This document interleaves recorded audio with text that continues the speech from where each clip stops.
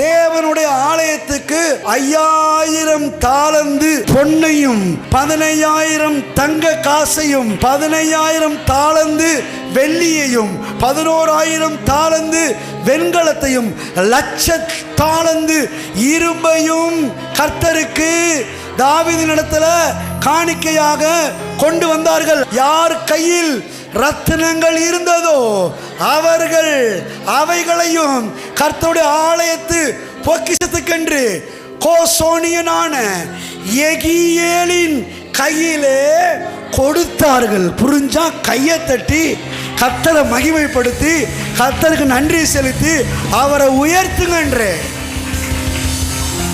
வந்து சேரும்போது கடனாளிகள், ஒடுக்கப்பட்டவர்கள், முறுமுறுக்கிறவர்கள். ஆனா சில காலங்கள்ல கடனாளிகள் அல்ல, கர்த்தருக்கே கடன் கொடுக்கிறவர்கள், தேவனுடைய ஆலயத்தை கட்டும்படி அள்ளி கொடுத்தவர்கள் யாரு தெரியுமா?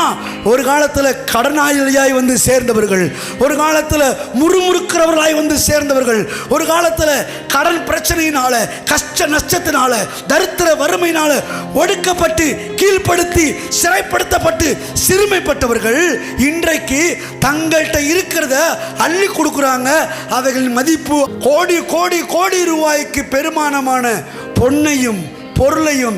யார் கையில் ரத்தினம் இருந்துச்சோ அவங்கெல்லாம் ரத்தினங்களை, அதானே, யார் கையில் ரத்தினங்கள் இருந்ததோ அவைகளையும் கர்த்தருடைய ஆலயத்துக்கு பொக்கிஷத்துக்கென்று வேலை செய்கிறவங்ககிட்ட கொடுத்தாங்களாம். எப்படியா வந்துச்சு? இது கர்த்தராலே வந்துச்சு.